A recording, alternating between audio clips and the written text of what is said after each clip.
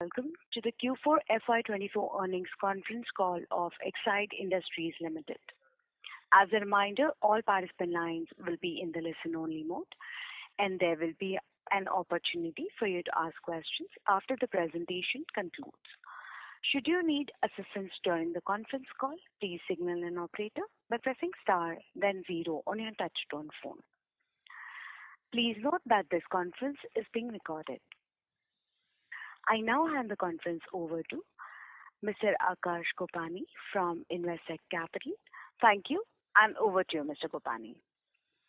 Thank you, Michelle. Good afternoon to you all. From Exide Industries, we have with us MD and CEO, Mr. Avik Roy, Director Finance and CFO, Mr. Ashish Kumar Mukherjee, MD and CEO of subsidiary EESL, Mr. Arun Mittal, President and Company Secretary, Mr. Jitendra Kumar, and Head Investor Relations, Chavi Agarwal. Before we proceed, here is a disclaimer for the call. Few statements by the company's management in the call may be forward-looking in nature, and we request you to refer to the disclaimers in the earnings presentation for further details. We will start the call with brief opening remarks from the management, followed by Q&A session. I would now like to invite Mr. Avik Roy for his opening remarks. Thank you, and over to you, sir. Thank you, Akash. Good afternoon, ladies and gentlemen. A warm welcome to all of you who have joined the call. At the outset, I would like to take this opportunity to thank all our investors for their continued support and trust in the company. At Exide, our focus remains on delivering sustainable performance. We have taken multiple initiatives over the years to be future ready. To make this company efficient, agile, innovative, and ready for the future. These are exciting times, and we are all well prepared to look forward to a promising future. Let me start by giving a flavor of the quarter that just passed by, the last Q4, and give you some color of the performance which we had in Q4. We consider it one of the strongest quarters we had in the recent past.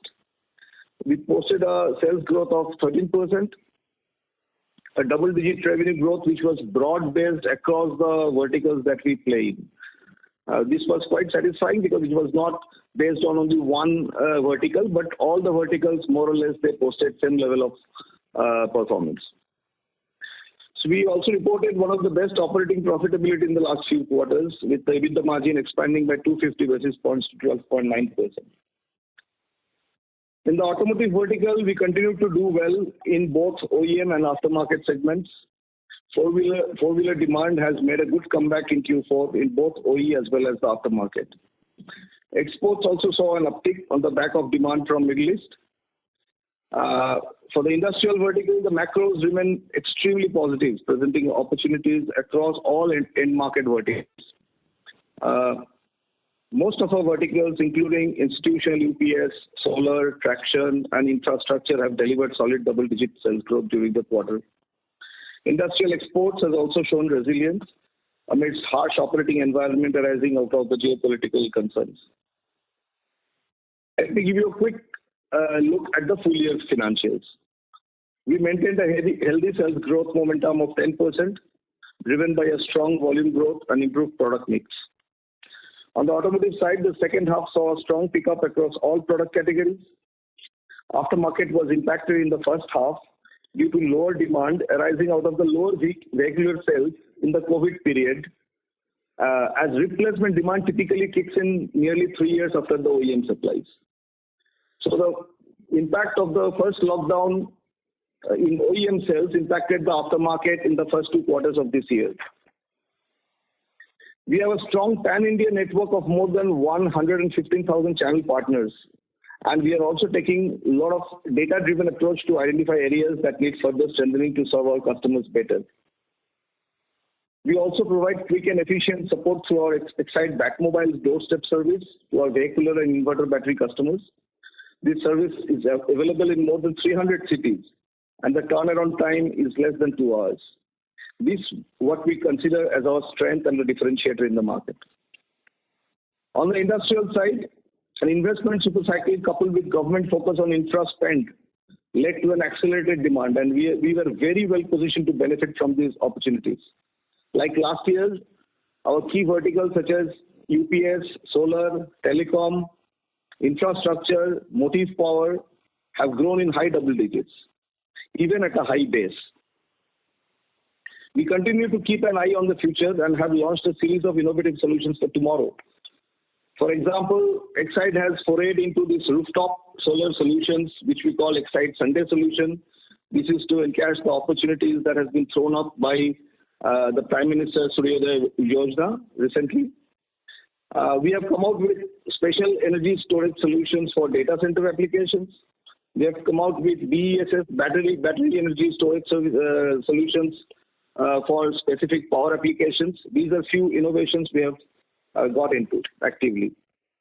We augmented our manufacturing capacities in areas that we believe are the clear growth hotspots for the future. Talking about margins, our EBITDA margin has increased by nearly 100 basis points in the full year, growing by 19% in absolute terms. Our sharpened focus on operational efficiency and cost optimization led to lower operating costs. As a result, fixed costs as a percentage of sales have declined in the last 2 years. Even though raw material prices have largely remained range-bound in the last few quarters, we have taken calibrated price hikes which have supported the margin. Our digitalization initiatives continue to help us in streamlining our operations and be more efficient.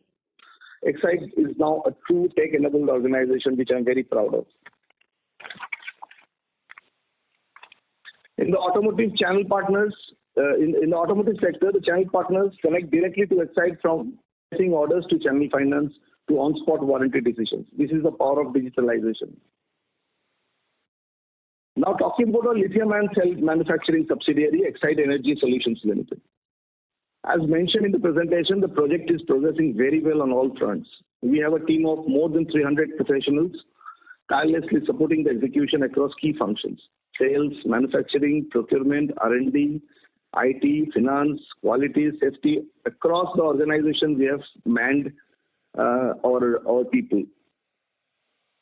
We are working towards onboarding new customers and securing raw material supplies, both in domestic as well as from international markets.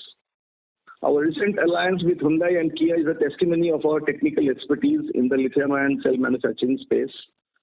So far, the parent company Exide Industries have invested rupees 1,285 crore in FY24 alone. And with this, the total equity investment in EESL is rupees 2,302 crores till March 24. In terms of the outlook for the lead-acid business, the core business of Exide, the demand scenario remains upbeat in the near to medium term. In FY24 alone, domestic production of passenger vehicles reached close to a 5 million mark. This gels very well for our replacement business in the coming years. With rapid urbanization, increasing inter and interstate connectivity, demand is expected to remain high in the automotive vertical. Additionally, new opportunities like auxiliary batteries for electric vehicles are also rising. On the industrial side, the government's focus on infrastructure spend has worked as a major growth driver for the products and solutions that we have. Our exports has always been a focus, and it is getting even more focused now that we are going global as a company. Our focus is to strengthen our presence in the existing markets by offering new range of products such as the products which are fit for the market. For example, AGM batteries for SLI applications and enhanced flooded batteries for SLI. We are also expanding geographically by placing resources in key markets to drive business growth and to provide prompt on-ground support to our customers and channel partners wherever required. So with this, I come to a close of my opening remarks. I'll be very happy to take your questions now. Over to you, Akash. Thank you very much, sir. We will now begin the question and answer session. Anyone who wishes to ask questions may press star and one on their touchtone phone. If you wish to withdraw yourself from the question queue, you may press star and two. Participants are requested to use only handsets while asking a question. Ladies and gentlemen, we will wait for a moment while the question queue assembles. You may please press star and then one to ask questions.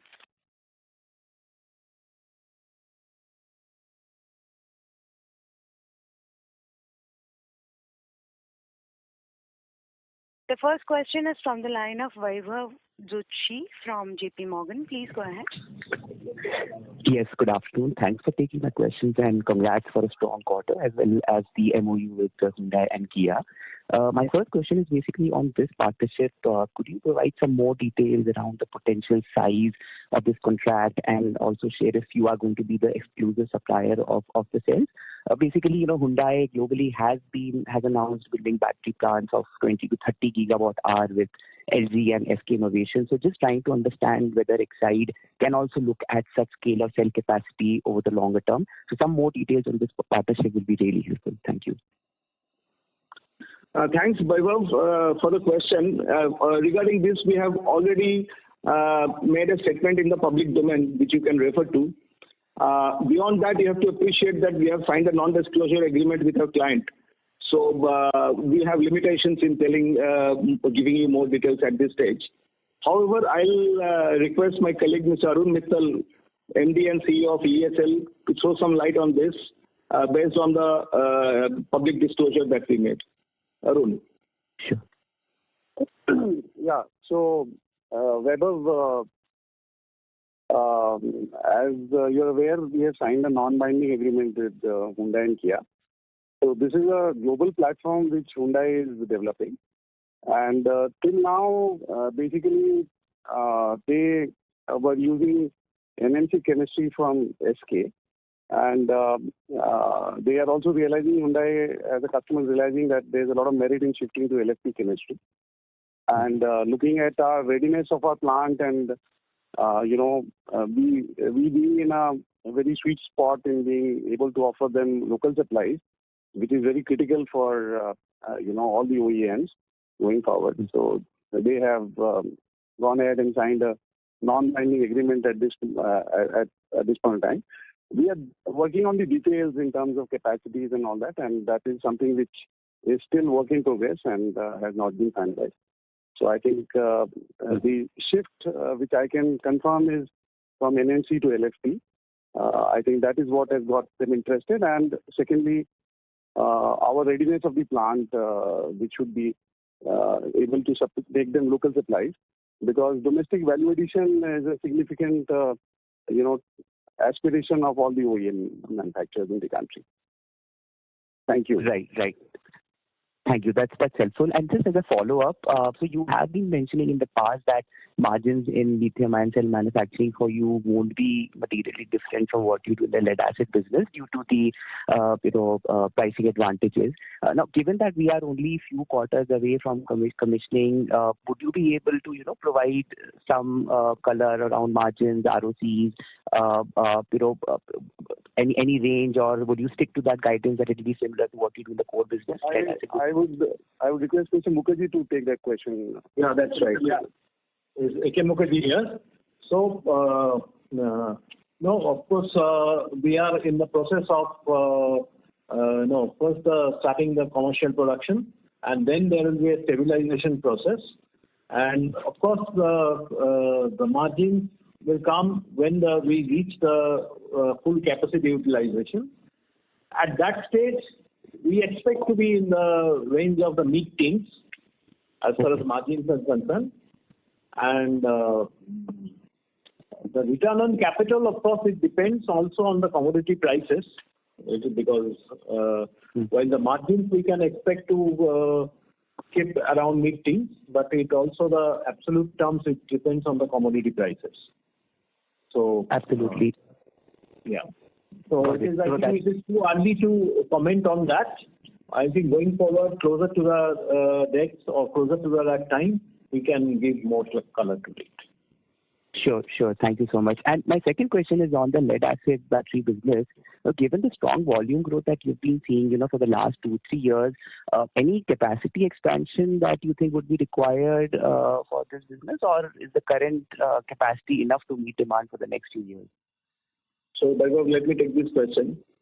So, you must have heard in public domain the top 2 auto manufacturers of the country, the way they are investing in their IC engine capacity. So, we are in a reflected business, so obviously we have to take steps towards adjusting our capacity to the demand, which we are doing constantly. And we'll keep on doing that, and we'll adjust our capacity to meet the entire demand. We are investing in that. Okay, so through the adjustments only you will be able to do it for now.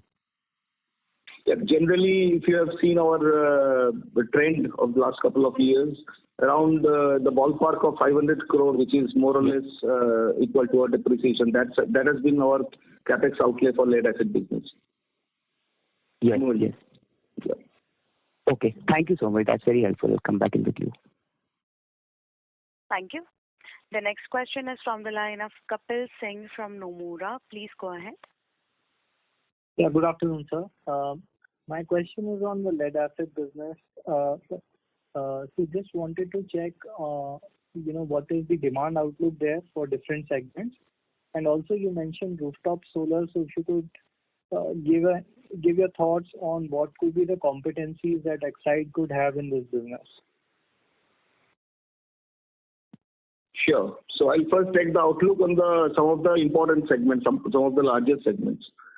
The way we have seen this year, the way we have seen the automotive production bouncing back in the last 2 quarters in H2, and particularly Q4, and with the capacity addition plans of some of the major OEMs of the country, we are extremely bullish on our aftermarket potential after 3 years.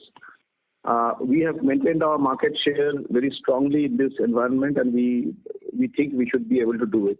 More urbanization, more mobility, more intra-city as well as intercity mobility, and more there is a demand for passenger vehicles. And we think that will be able to ride on this demand. On the industrial space, as I have already mentioned in the opening remarks, we are benefiting out of the infra capex of government, the infra capex outlay, number one. And you have to understand our business is a kind of a battery business, is a short cycle business, which generally happens at the late cycle of the capex. So whatever capex programs or announcements or the outlets you see today, actually these projects will result in our business maybe 12 to 18 months later. So whatever growth we are seeing now is basically a tail end of the earlier cycle, as well as the short cycle business which we do in the aftermarket of industrial space. So this gives us a lot of confidence, and we are also preparing ourselves in terms of competence and in terms of capacity to ride on this. Various outlooks, the outlooks vary from segment to segment. The IUPS segment is riding on purely on more and more data usage and data penetration in the country. The need for critical power is increasing. It's no longer a power backup, it's more of critical power. Healthcare, hospitals, banks, schools, and everywhere you see this requirement of UPS going ahead. This digital UPI payment has led to a lot of opportunities in UPS business in rural India. Similarly, renewables, I don't need to mention, you are already in the newspapers, the future renewable has for this country. The other segment which has come back actually is basically the thermal power segment. The thermal power generation and power transmission segment, which was lying dormant for the last 6 years or 8 years maybe, it has come back. And this is where we see an incremental huge demand year on year, which will continue, I am told, for the next 5 to 6 years to just complete the ongoing projects. This is more or less the flavor of the outlook for the future. Regarding rooftop solar, let me tell you that we are actually trying to organize an otherwise unorganized sector. We are using the power of Exide brand to a consumer, the service which they were getting from local unorganized sectors in terms of rooftop installations. And what are we providing as a value? You may have noticed that we are designing the complete solution for them. We are designing and we are using technology for that, from remote from our office through GPS activated devices. We are designing the plan for the layout of the roof and designing a solar solution for them. And we are installing it for them, and we are giving a 5-year comprehensive warranty on the total solution, not on individual products only. So this gives a lot of confidence to the consumer that they have Exide brand to stand behind them for any kind of service requirement or warranty requirement. So this is how we are generally leveraging on the power of our brand and the quality of our service. Does that answer your question? Yes, sir. Thanks.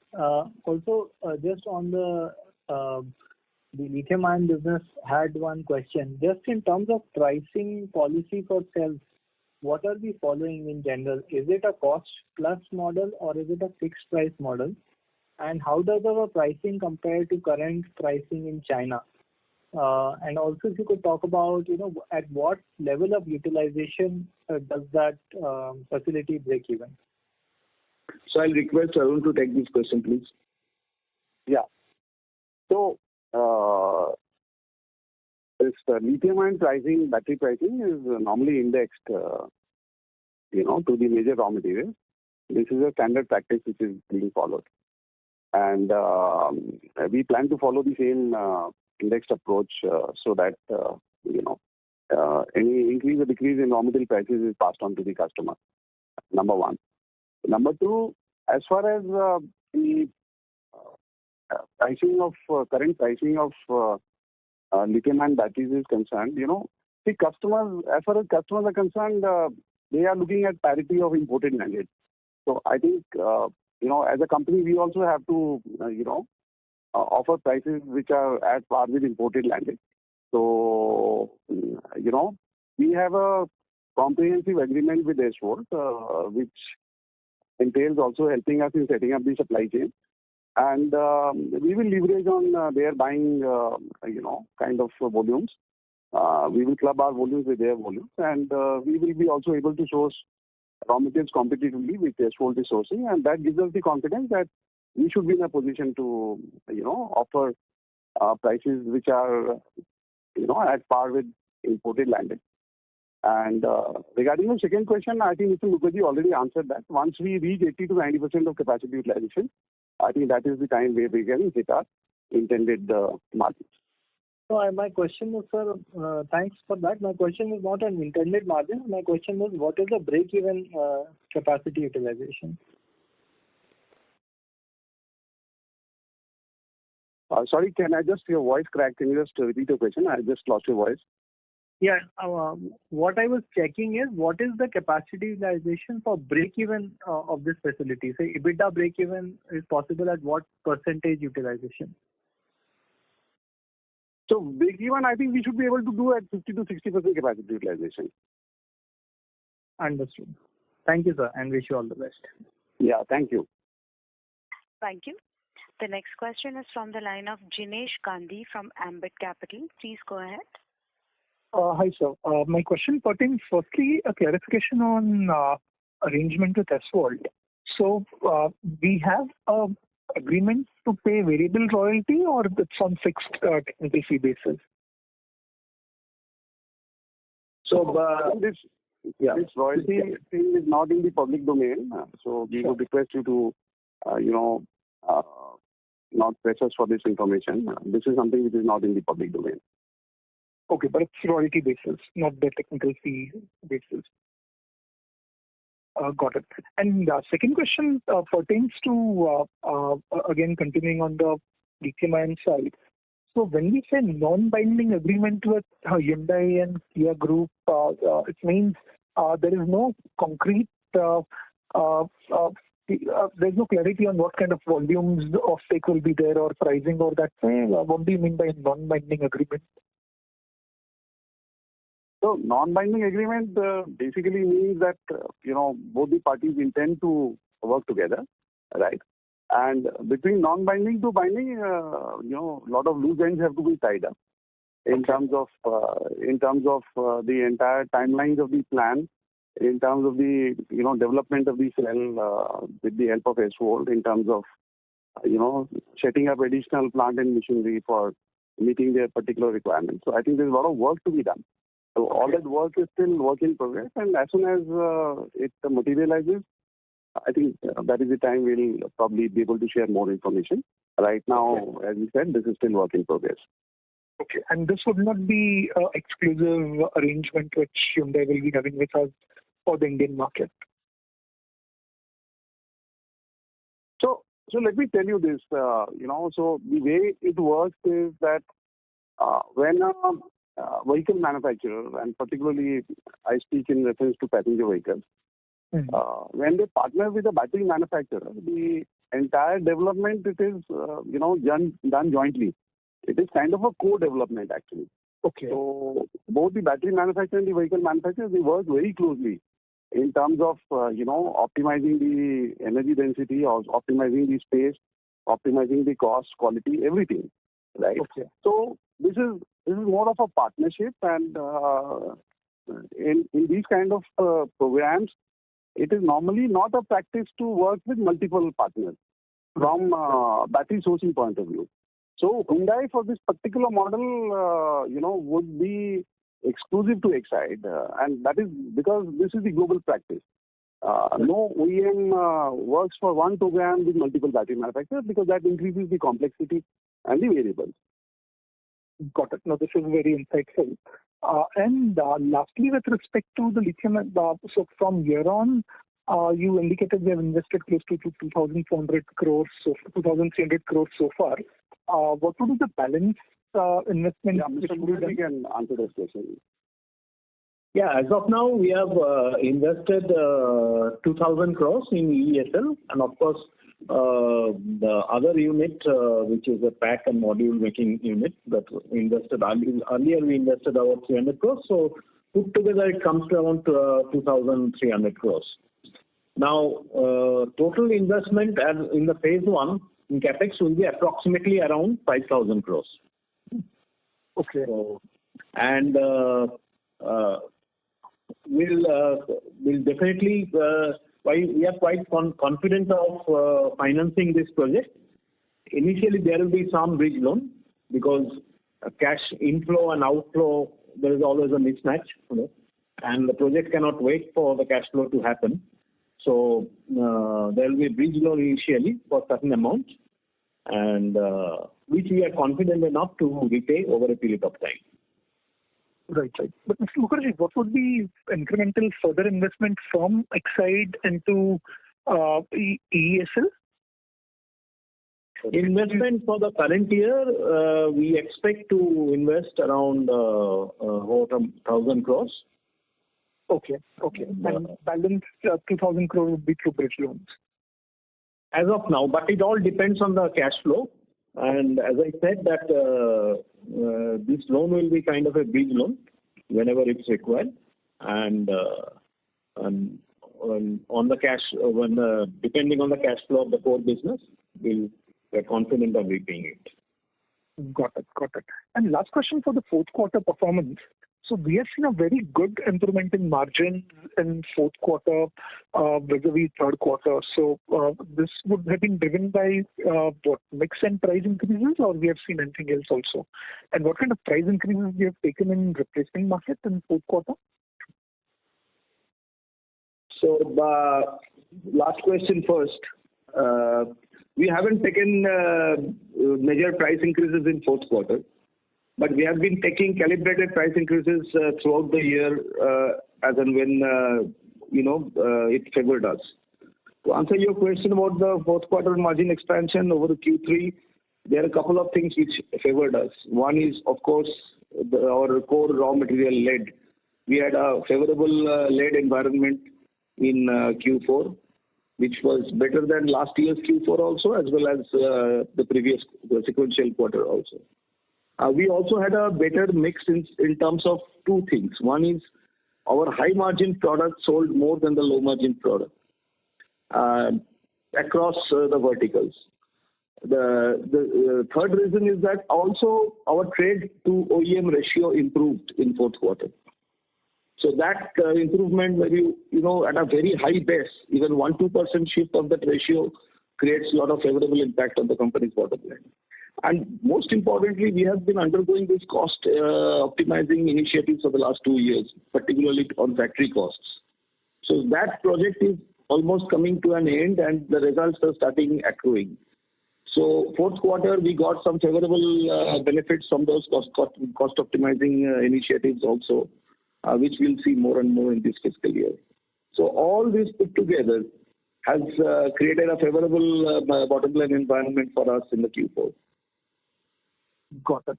This is very helpful. Thanks and all the best. Thank you. Thank you.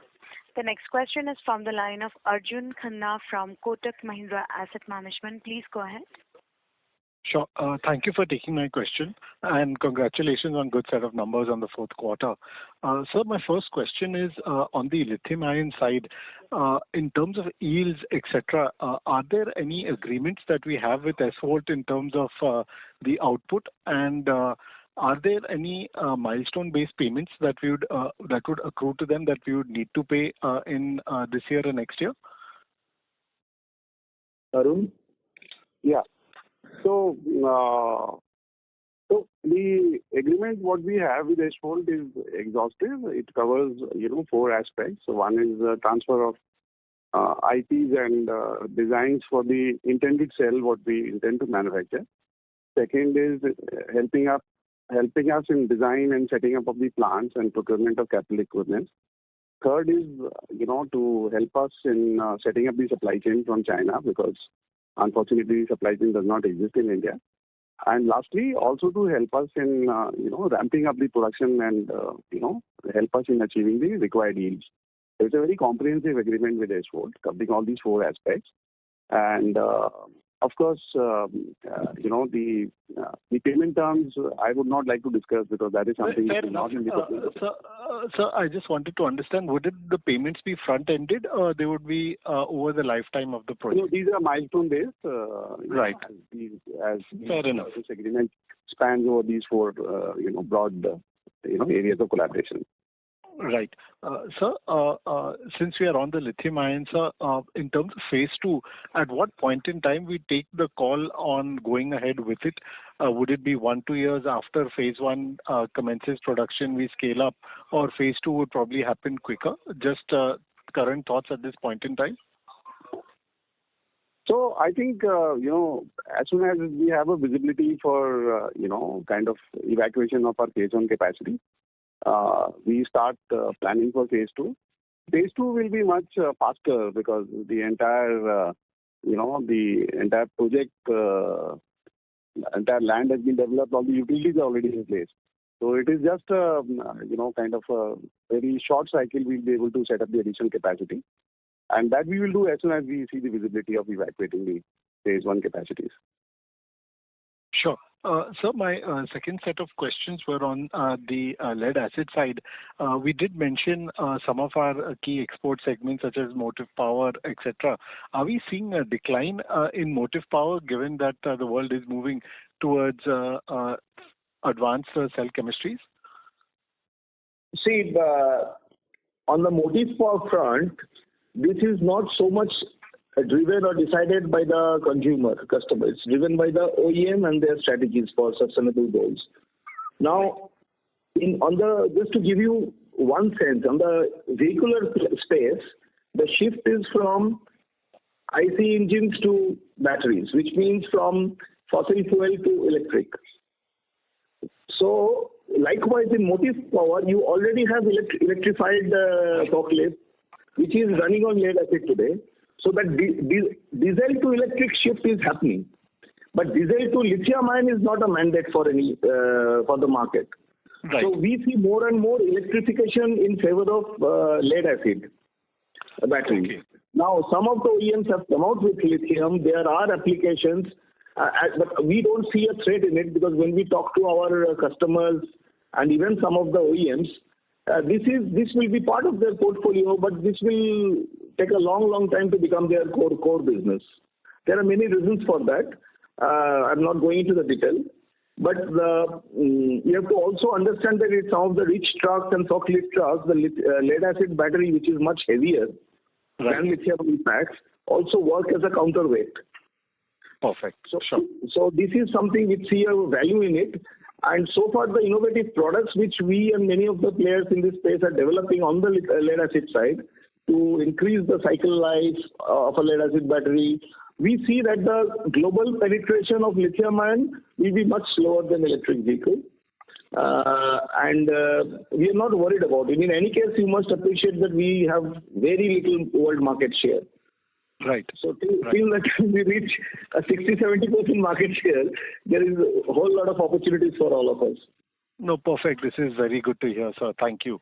Sir, just the last part to this, sir. In terms of margins, we had given a guidance. Maybe we had not as hard guidance, but our trajectory is that 12 to 14% EBITDA margin range is what we are comfortable on the lead acid side.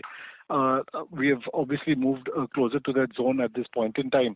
How difficult you believe would be for us to maintain this in this band? Are there risks that from next quarter or the quarters after we may come below? See, first thing, I'll just take the first sentence and then hand over to Mr. Mukherjee. We have to understand we are dealing with our product deals with a commodity which is hugely volatile. So commenting, giving a guidance based on a volatile commodity will not be proper for either you or me.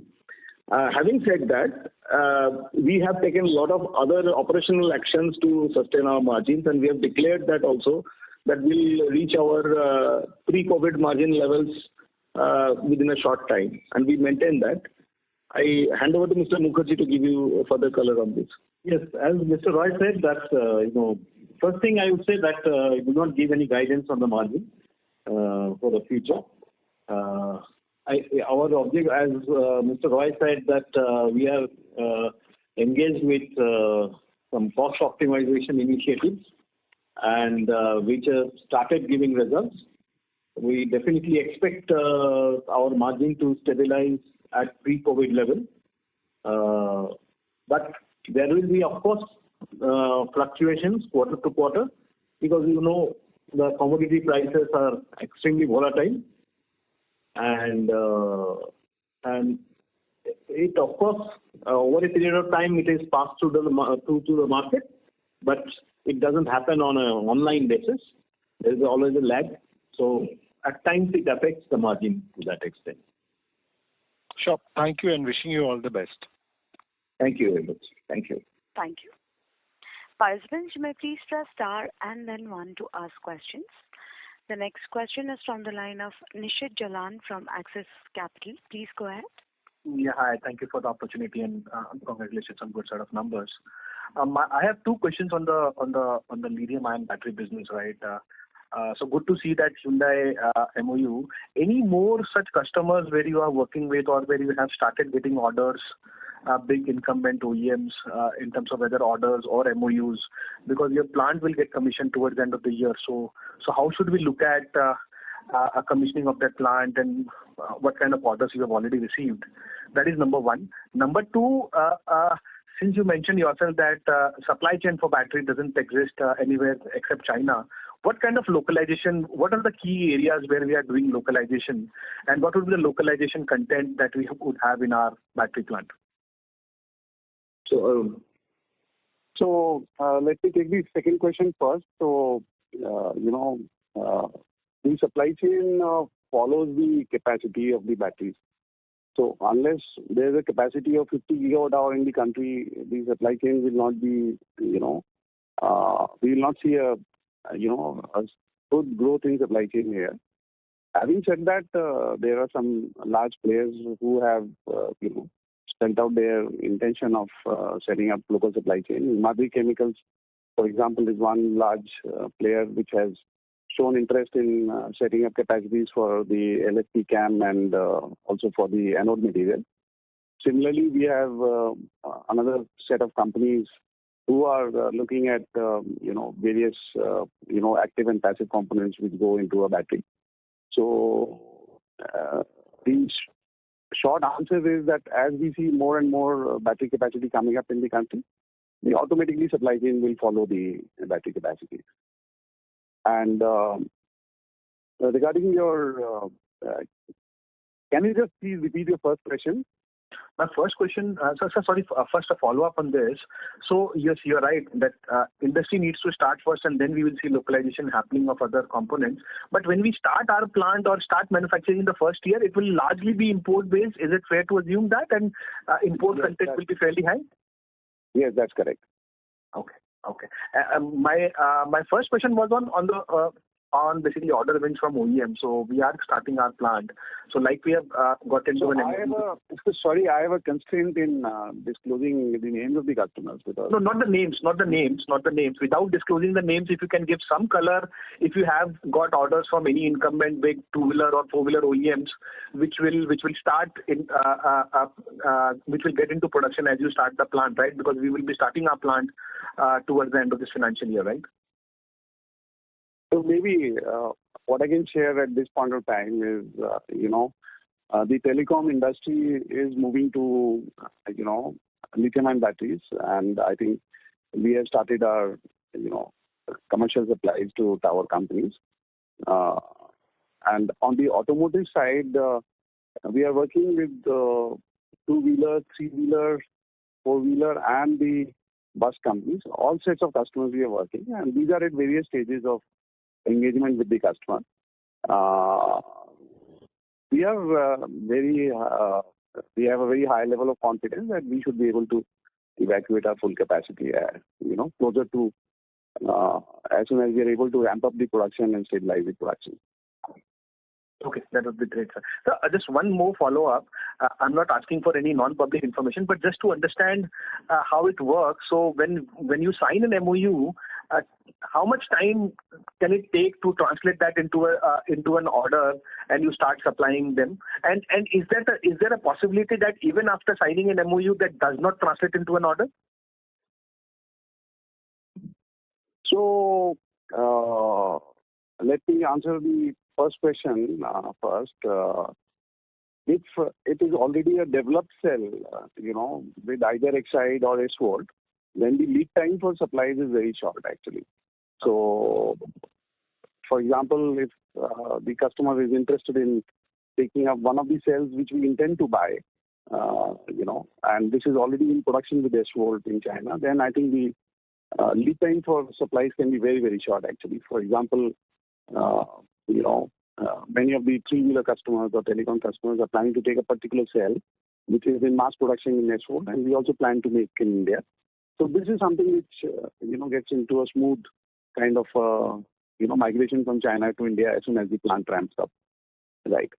But if it is a new cell development, then it normally takes a year of time to develop and design the cell and validate the cell. So this is the difference between an existing cell and a new cell. And I think have I answered your question? So the only part which is left is there a possibility that even after signing an MOU, it does not translate into an actual order and supplies? So a non-binding MOU means that there can be a slip between the cup and the lid. Having said that, I would only mention that this was a global announcement by Hyundai.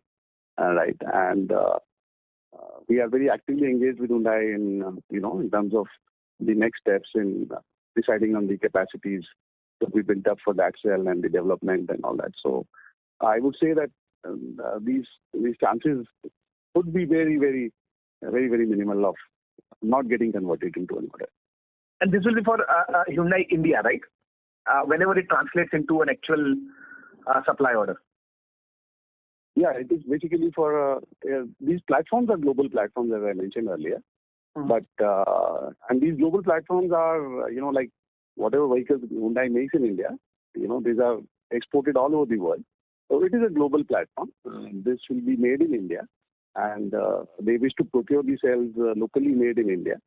And these vehicles will be sold in India and all over the world. Actually, that is the whole plan. Okay. So one question, one clarification. Sorry to interrupt, sir. I will request to kindly rejoin for follow-up questions, please. Okay, thank you. Thank you, sir.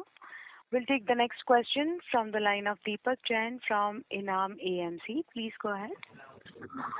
So congrats on good numbers. So my question is that on PLI, have you opted out or can you give some clarification on that? Yes, sir. You can take PLI. Yeah. So, as you all know, PLI, is only meant for greenfield projects. And since we have progressed so much into the project, it was difficult for us to meet the tender conditions, which are basically one of the conditions in the tender stipulates that the construction has to start after the signing of the agreement with the government of India. So that made it very difficult for us, and that is the reason that we did not participate in the PLI. Okay. So my next question is the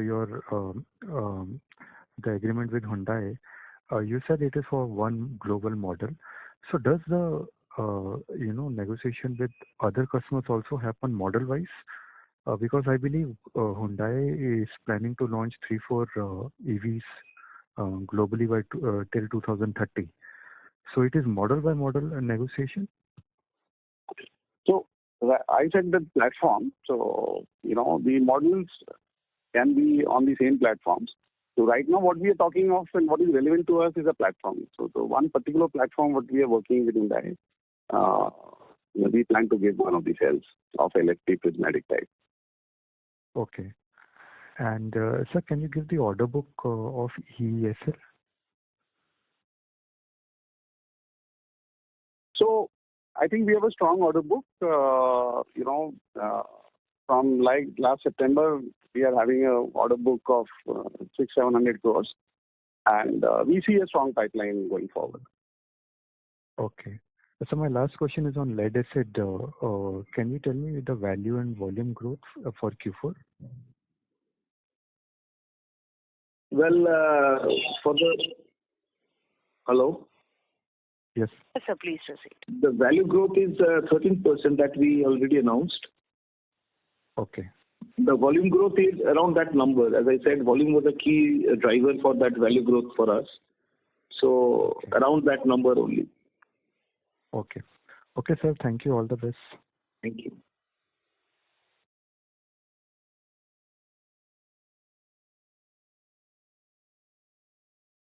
Thank you.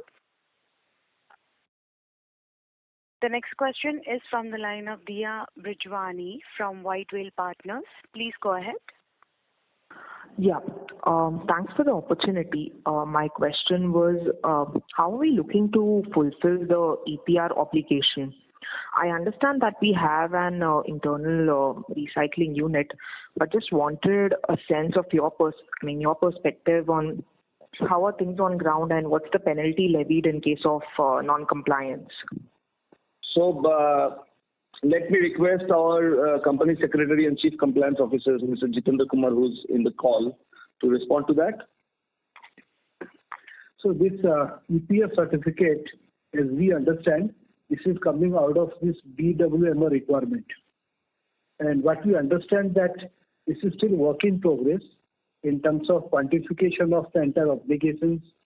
We understand that this portal is still being developed by the CPCB